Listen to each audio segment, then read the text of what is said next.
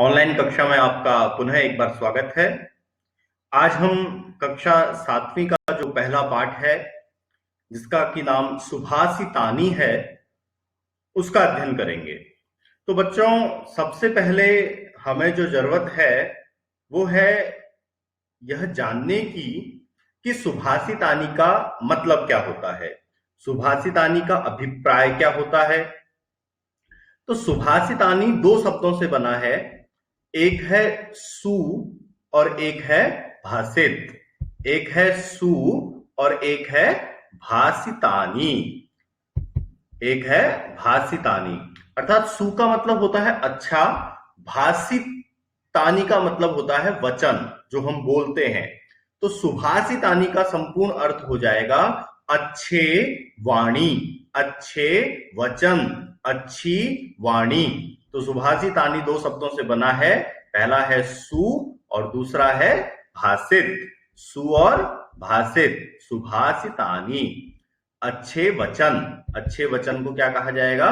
सुभाषितानी। सु प्लस भाषितानी। अब सुभाषितानी जो पाठ है, इसका जो पहला श्लोक है वह है पृथिव्याम त्रीणि रत्नानि जलमन्नं सुभाषितं मूढे पाषाण खंडेषु रत्न संज्ञा विधीयते। पुनः एक बार सुनेंगे ध्यान से एक एक शब्द को। पृथिव्याम त्रीणि रत्नानि जलमन्नं सुभाषितं मूढे पाषाण खंडेषु रत्न संज्ञा विधीयते। देखिए बच्चों, प्रथम श्लोक में जो नीतिकार हैं वो कहना चाह रहे हैं पृथिव्याम, अभिप्राय है पृथ्वी में, त्रीणि रत्नानि, तीन प्रकार के रत्न होते हैं। हम सोचते हैं कि हीरा, पन्ना, माणक, मोती, इनको हम रत्न समझते हैं, लेकिन कवि जो है वो कह रहा है ये रत्न नहीं है। पृथिव्याम त्रीणि रत्नानि, पृथ्वी में तीन रत्न होते हैं, तीन प्रकार के रत्न होते हैं। तो पहला जो रत्न बताते हैं वो कहते हैं जलम, जो जल है वो पहला रत्न है। फिर कहते हैं अन्नम, जो दूसरा जो रत्न है वो है अन्न। और तीसरा क्या है? सुभाषितम, अर्थात अच्छे वचन। सुभाषितम, सुभाषिते, सुभाषितानी। सुभाषितानी जो हमारा टाइटल बना है ये प्रथमा बहुवचन है। तो पृथ्वी में तीन प्रकार के रत्न यहां पे बताए गए हैं श्लोक में। पृथिव्याम त्रीणि रत्नानि, पृथ्वी में तीन प्रकार के रत्न हैं। पहला है जल, दूसरा है अन्न और तीसरा है अच्छे वचन। लेकिन जल, अन्न और अच्छे वचन को जो मूर्ख लोग होते हैं वो इनको रत्न नहीं समझते हैं। तो सेकंड जो लाइन है उसमें लिखा गया है मूढ़े पाषाण खंडेषु रत्न संज्ञा विधीयते। मूढ़े अर्थात जो मूर्ख लोग हैं वो पाषाण खंडेषु, वो पत्थरों के टुकड़ों को। अब पत्थर कौन से? देखिए मैंने अभी आपको बताया मोती, माणक और आपके जो भी स्टोन होते हैं जिनको लोग हाथों में अपने पहनते हैं अपनी कुंडली को दिखाने के बाद। तो ये जो सब होते हैं बच्चों, ये सारे जो पत्थर होते हैं जो किसी ना किसी प्रकृति के, हमारी धरती के अंदर से कहीं से निकाल के इनको लाया जाता है। इन पत्थरों को जो मूर्ख लोग होते हैं वो कहते हैं ये है, ये रत्न है, ये है आभूषण, ये रत्न है। उसको वो मोती को, माणक को, हीरे को, इनको रत्न समझते हैं। लेकिन केवल ये कहते हैं, यहां पर कहना चाहते हैं कि मूढ़े पाषाण खंडेषु, मूर्ख लोग इनके पत्थरों के टुकड़ों को रत्न की संज्ञा विधीयते देते हैं, रत्न के नाम से जानते हैं। जो ज्ञानी व्यक्ति है वो इन पत्थरों को कोई रत्न नहीं समझता है, उसके लिए ये अन्य पत्थरों के समान ही होते हैं। ज्ञानी पुरुष के लिए पृथ्वी पर मात्र तीन रत्न होते हैं। पहला होता है जल, दूसरा होता है अन्न और तीसरा होता है सुभाषितम। ये बहुत जीवन में परम आवश्यक तत्व है तीनों। पानी नहीं होगा, यदि आप सोचिए, अगर पानी नहीं होगा तो कैसे जीवन आगे बढ़ेगा। हमको पीने के लिए पानी चाहिए, हमको अपने नित्य क्रिया के लिए पानी चाहिए। हम अगर खाना बनाते हैं तो हमको भात में डालने के लिए पानी चाहिए। अगर हम रोटी बनाते हैं तो हमको आटे में डालने के लिए पानी चाहिए। तो पानी तो बहुत महत्वपूर्ण है। रही मन पानी राखिए, बिन पानी सब सून, पानी गए न उबरे, मोती मानस चूर्ण कहा गया है कि पानी इतना महत्वपूर्ण है, पानी के बिना कुछ नहीं हो सकता। पानी है तो हमारा जीवन है। और दूसरा, हमारे पानी पीने के लिए, हमको जीवन के लिए पानी चाहिए। दूसरा, अन्नम, हमको भोजन चाहिए। देखिए, गेहूं, चावल, दालें, ये सब खेतों में उगती हैं। ये किसी मशीन से तो नहीं पैदा होती हैं बच्चों। मशीन से पैदा होता है गेहूं, किसी मशीन से पैदा होता है?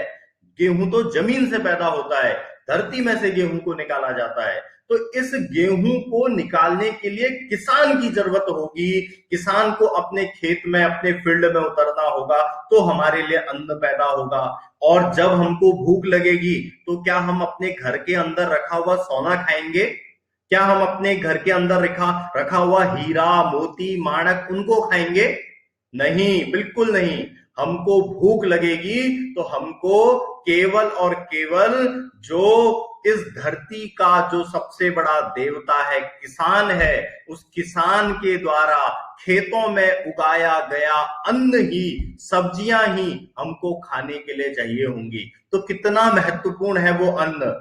इसलिए उस अन्न का कभी बर्बाद नहीं करना चाहिए। उस अन्न को का हमें सम्मान करना चाहिए। हम जितने भी हम विज्ञान से प्रकृति को प्राप्त कर लें, हमको खाने के लिए बच्चों अन्न की ही जरूरत होगी। और वो अन्न इस धरती से ही पैदा होगा। उसके लिए हमको खेती करनी ही होगी।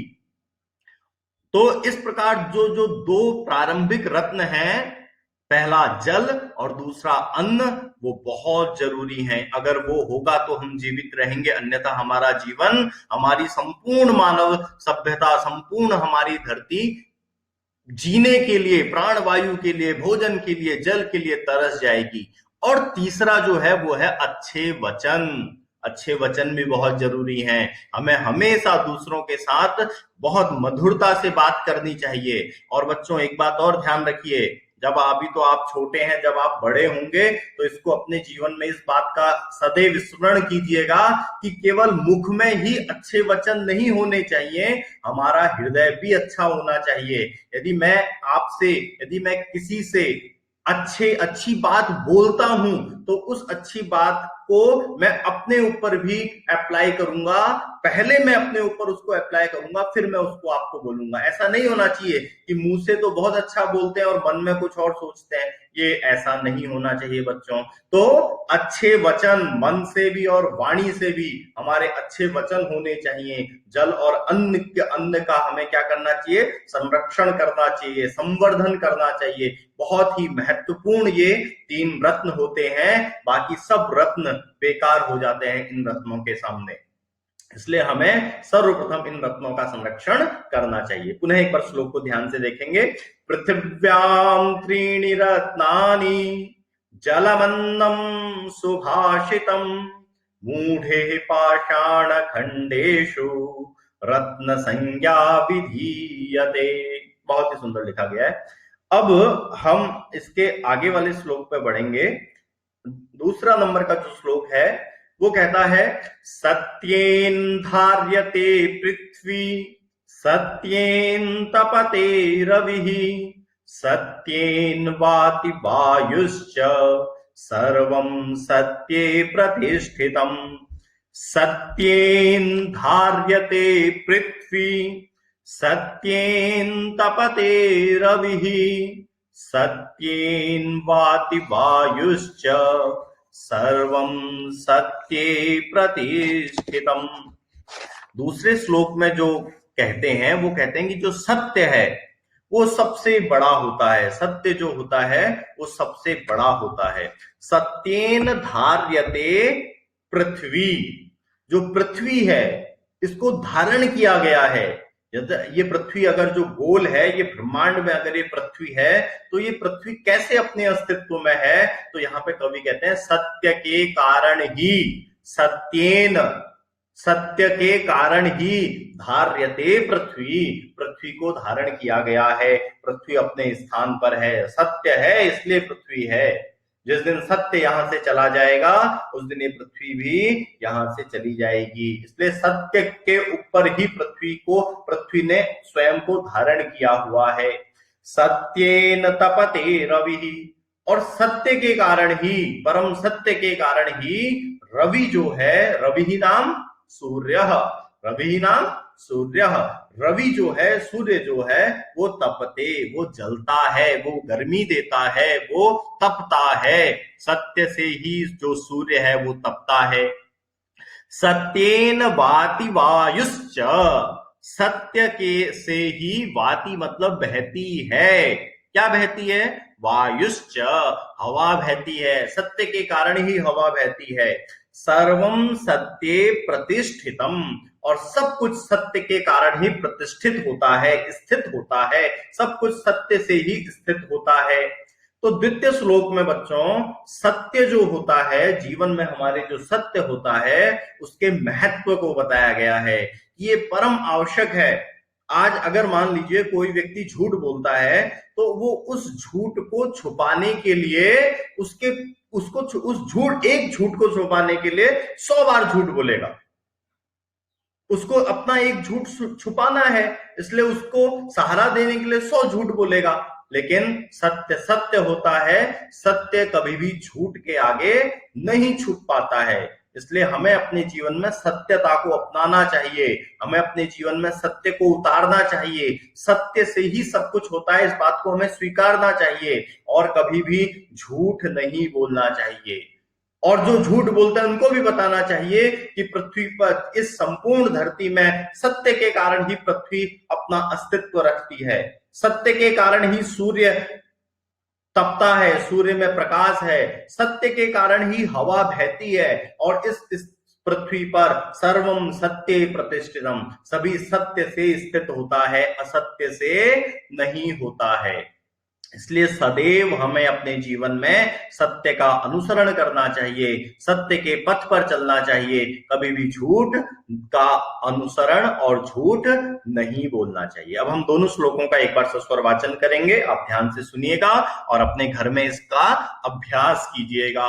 पृथिव्यां त्रीणि रत्नानि जलमन्नं सुभाषितम् मूढे पाषाण खंडेषु रत्न संज्ञा विधीयते। सत्येन धार्यते पृथ्वी सत्येन तपते रविः सत्येन वाति वायुश्च सर्वं सत्ये प्रतिष्ठितम्। आशा करता हूं बच्चों आपको ये दोनों श्लोकों का अर्थ समझ में आया होगा। हम पुनः इसके शेष श्लोकों को लेकर आपके सामने शीघ्र प्रस्तुत होंगे। तब तक के लिए नमस्कार। जय तु भारतम, जय तु संस्कृतम।